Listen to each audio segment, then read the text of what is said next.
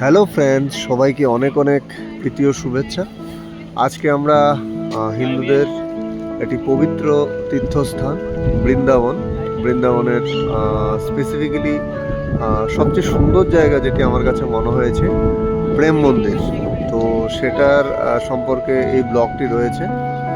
তো বৃন্দাবনের মধ্যে সবচেয়ে সুন্দর জায়গা আমার কাছে মানে যতটা ঘুরেছি যেটা লেগেছে এই প্রেম মন্দিরই সবচেয়ে সুন্দর জায়গা। এর মধ্যে অনেকগুলো জায়গা আছে আরও, যেমন বাঁকে বিহারী মন্দির, নিধুবন।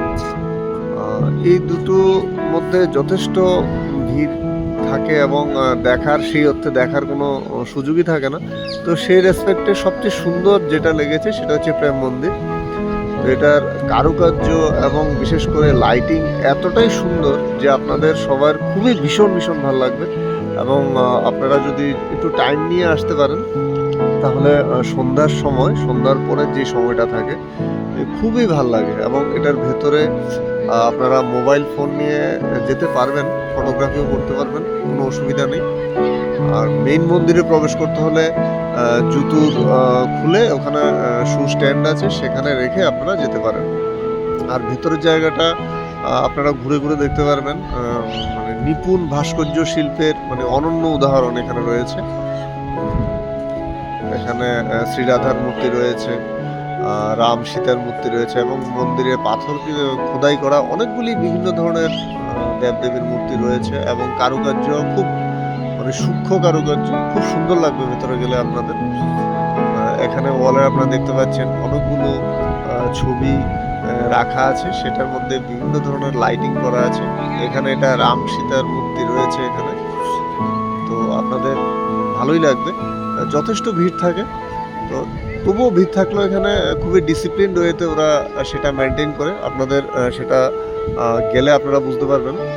তো বৃন্দাবনের আমি যতটুকু মনে করি মেইন আকর্ষণ এই প্রেম মন্দিরেই। আপনাদের এখানে গিয়ে যথেষ্ট ভালো লাগবে অন্য জায়গাগুলির তুলনায়। এছাড়া আরেকটা জায়গা আছে বৈষ্ণোদেবী মন্দির, সেটাও খুবই সুন্দর জায়গা।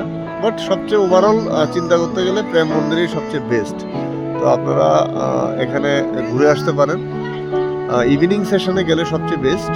আপনারা এই লাইটিংটা খুব সুন্দরভাবে দেখতে পারবেন। তাছাড়া এখানে একটা লাইট অ্যান্ড সাউন্ড শো আছে, যেটা 7টার পরে শুরু হয়। তো সেটারও আপনারা দেখে আনন্দ নিতে পারেন। আর পুরো জায়গা মানে এন্টায়ার প্রেম মন্দির যে কমপ্লেক্স আছে সেটা আপনাদের ঘুরে দেখতে প্রায় নিয়ার অ্যাবাউট আপনারা টাইম নিয়ে যাবেন। প্রায় নিয়ার অ্যাবাউট 2 থেকে 3 ঘন্টা সময় যদি হাতে থাকে তাহলে পুরোটা জিনিস আপনারা পুরোটা মানে মানে কমপ্লেক্স আপনারা সুন্দর করে ঘুরে দেখতে পারবেন। অনেক কিছু দেখার জায়গা আছে সেখানে।